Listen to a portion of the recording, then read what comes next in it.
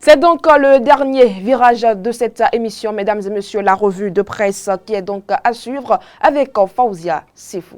Amis de la revue de presse, bonjour. Nous démarrons cette revue de presse du 25 mars 2025 par la situation qui prévaut au sein du parti Les Démocrates. Ainsi, en sa une, Matin Libre nous annonce interdiction répétée des rassemblements de l'opposition. Le plan secret du pouvoir selon les démocrates. En détail, le journal rapporte que lundi 24 mars 2025, lors d'un point de presse sur la violation de son siège départemental des Collines par la police républicaine, le parti Les Démocrates a révélé ce que, selon lui, cachent toutes ces interdictions qui s'élargissent de jour en jour. Selon le parti dirigé par l'ancien président Boni Yayi, il s'agit de provocations visant à faire réagir les militants du parti. Dans cette optique, le régime de la rupture recherche des arguments pour troubler l'ordre public ou instaurer un état de siège afin de proroger son mandat et confisquer le pouvoir au-delà de 2026, comme le rapporte le point de presse donné par les démocrates. Retrouvons maintenant le quotidien La Boussole qui informe sur le renforcement des capacités en contrôle budgétaire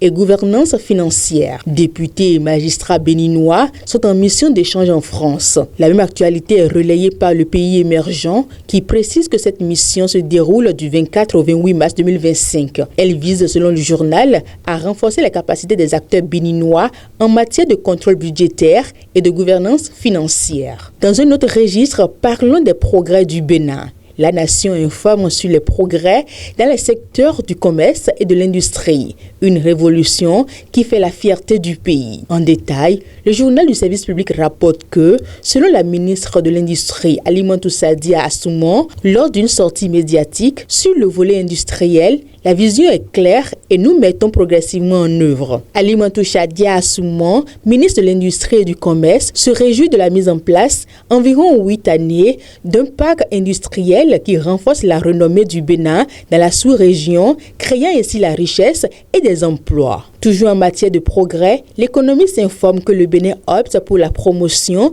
de la filière volaille. Parlons maintenant de sport pour terminer cette revue avec le pays émergent. La 6e journée des éliminatoires de la Coupe du Monde 2026 s'annonce avec un match Bénin-Afrique du Sud sur un air revanchard et pour la suprématie du groupe C. Le consul honoraire du Bénin en Côte d'Ivoire, Hermès Noël Darbous, offre des transports gratuits aux supporters. Fin de cette revue de presse. Merci pour votre attention. À bientôt.